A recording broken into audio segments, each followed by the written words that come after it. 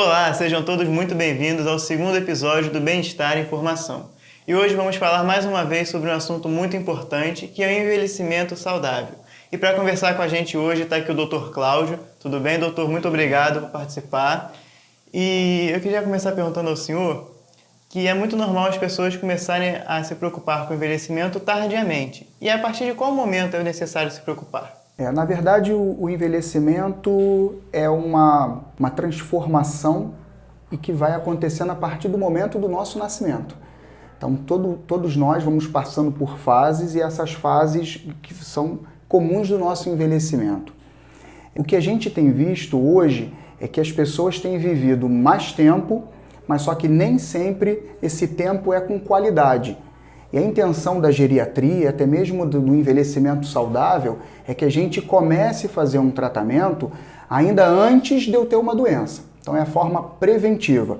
Isso serve para todas as disciplinas e todas as especialidades médicas, mas na geriatria em específico, a gente pensa muito nisso, no bem-estar que eu posso levar esse paciente até uma idade avançada com saúde. Tá? Então a gente tem que se preocupar normalmente a partir dos 40 anos. Toda a nossa vida a gente tem que estar preocupado com a saúde, mas a partir dos 40 anos a gente começa a ter algumas alterações do nosso corpo que são bem representativas do nosso envelhecimento.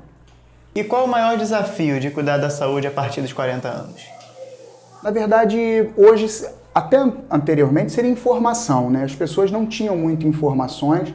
Hoje a gente tem muita informação, a gravação desse vídeo, dessa reportagem é um exemplo disso, a gente consegue alcançar todo mundo e as pessoas hoje, através da internet, não precisa necessariamente ser de um programa de televisão, ela consegue achar exatamente aquilo que ela procura.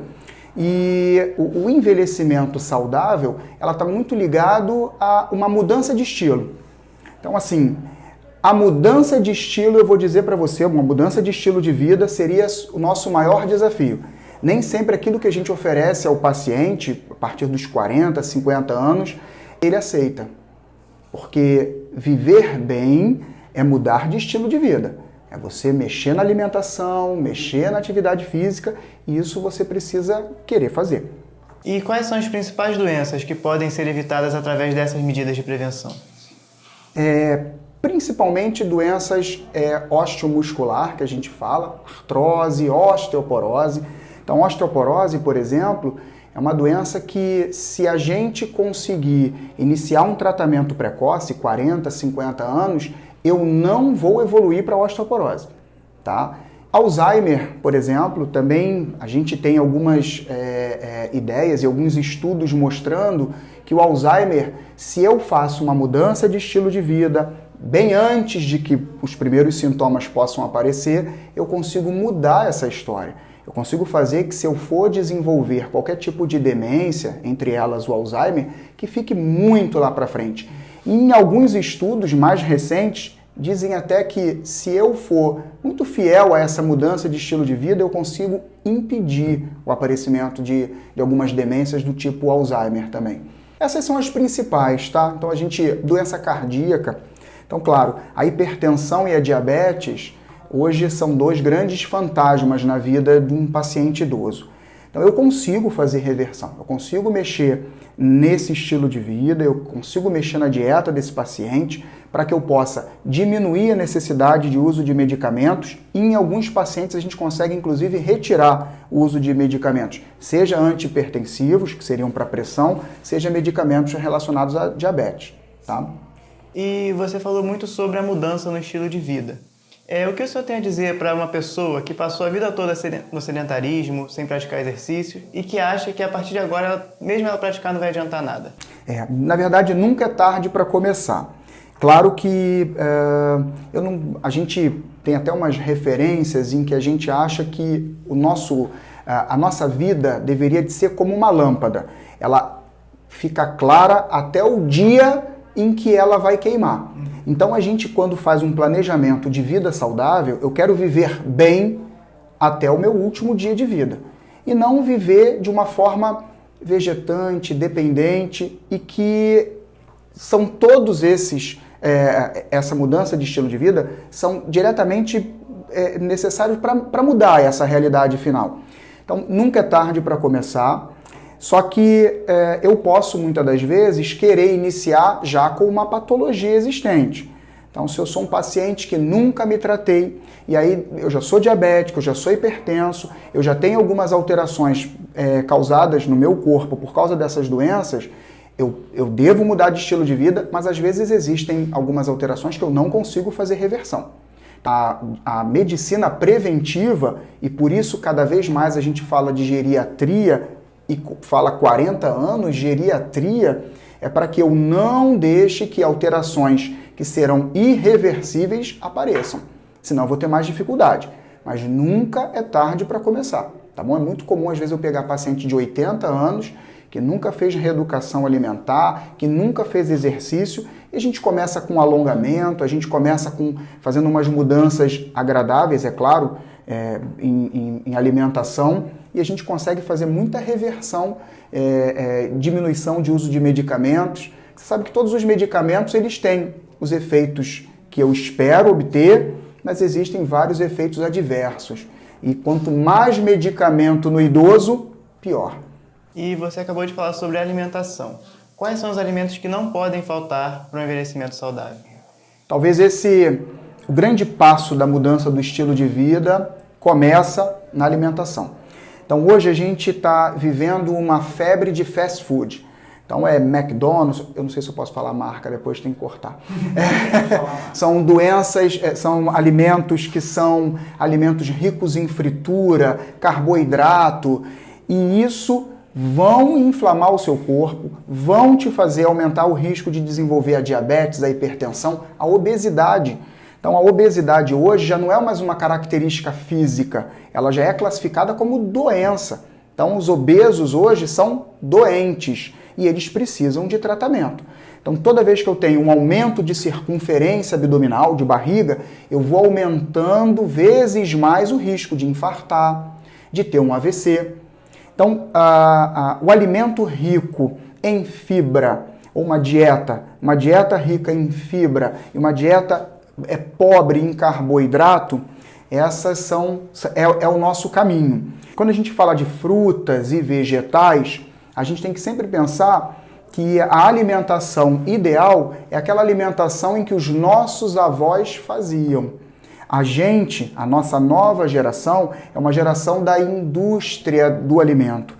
Então, os nossos alimentos são industrializados, então são enlatados. Então, esse alimento que é enlatado é um alimento cheio de conservantes, de corantes, e isso faz com que piore muito a minha saúde se eu tiver o consumo aumentado.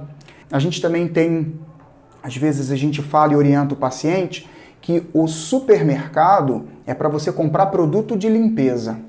Alimento você compra no aviário ou no sacolão. É assim que é a regra. Então, os alimentos saudáveis, os alimentos orgânicos hoje, então a gente tem uma moda muito do orgânico, a gente tem uma moda do paciente que é vegano, vegetariano. Então, assim, essa informação da boa alimentação, ela está acessível. Então, hoje você tem acesso ao nutricionista, os próprios médicos que durante a sua faculdade a gente estudava muito pouco sobre alimentação e hoje a gente vê o quanto a alimentação está diretamente ligada ao envelhecimento saudável. Então, quando eu quero fazer uma mudança de estilo de vida, eu começo na alimentação, que é fundamental. E o que dizer para uma pessoa que está chegando a essa marca dos 40 anos ou já passou dessa marca e é fumante ainda? O que o senhor tem a dizer para ela? Bem, o fumo em todo tempo foi ruim, né? E, claro, hoje a gente consegue também que o fumante tenha total conhecimento e sabedoria do mal que o tabaco, que o fumo faz ao corpo dele. Agora, um paciente de 40 anos, por exemplo, que vem fumando talvez desde a adolescência, 17, 18 anos, ele já causou alterações pulmonares. Só que quanto mais tempo eu vou expondo o meu pulmão à nicotina, os males da nicotina, mais difícil seria qualquer tipo de reversão para que eu possa, que esse mal, mesmo depois que eu faça a opção de parar de fumar, eu não vá colher patologias ou doenças lá na frente. Enfisema pulmonar, por exemplo, o próprio câncer de pulmão, E não só, estou falando de pulmão, mas o cigarro aumenta o risco de câncer em todos os outros organismos. Então, câncer de mama, câncer de próstata, câncer de intestino, diretamente ligado ao tabaco. Então, mudança de estilo de vida não cabe o cigarro. Então, o tabagista que quer mudar de estilo de vida tem que parar de fumar, senão eu estou dando um tiro no próprio pé. E a gente falou muito sobre a saúde do corpo em si. E a saúde do corpo está diretamente ligada à saúde da mente. Tem aquela frase antiga do corpo são, mente sã. O quão é importante manter a mente ativa mesmo após a aposentadoria, por exemplo? Na verdade, é fundamental.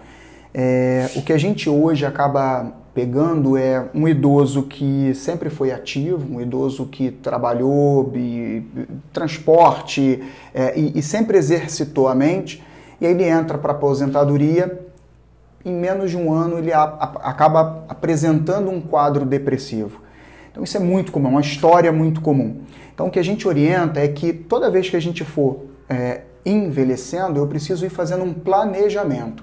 Eu tenho que planejar como vai ser a minha vida depois de aposentado. E o idoso, ele não pode deixar de planejar. Um idoso que não tem nenhum tipo de planejamento é um idoso que não tem perspectiva. Ele fica parado, ele acha que acabou. Ele acha que a aposentadoria está encerrando um ciclo e que ele também está encerrando com esse ciclo. E não. A gente hoje espera, com toda essa informação que a gente vem passando, é que um senhor, uma pessoa que chega aos 65, no caso dos homens, é a média da aposentadoria, aos 62 anos, no caso das mulheres, ela chegue com toda a vitalidade para aproveitar o restante de vida. E aí eu preciso de um paciente ou de uma pessoa que tenha tido qualidade para chegar com qualidade na aposentadoria. E a parte mental que você falou, o enunciado da pergunta, ela é fundamental. Então hoje a gente trabalha muito com atividades de neuroestimulação. Então o idoso, ele precisa ter gente conversando, ele precisa estar ativo em centros ou locais de terceira idade, onde ele possa jogar, conversar, fazer atividade física, que é fundamental. Então a gente falou da dieta, da alimentação, na verdade, da reeducação alimentar, mas a atividade física não tem como não ser o segundo pilar de uma vida saudável. Eu preciso colocar o meu corpo em movimento. E o corpo, eu não posso separar a cabeça, a mente do corpo. Faz parte. Então eu tenho que ter uma mente ativa para um envelhecimento saudável.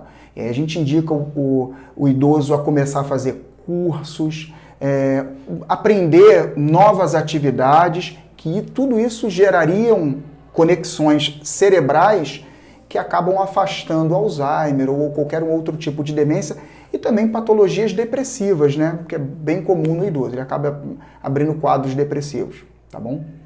Bom, vamos chegando aqui ao fim de mais um Bem-Estar Informação. Queria agradecer ao Dr. Cláudio pela presença, agradecer a vocês pela audiência e já fazer o convite para o próximo vídeo. Se inscreve aqui no canal, clica no sininho e vem acompanhar a gente. Muito obrigado a todos.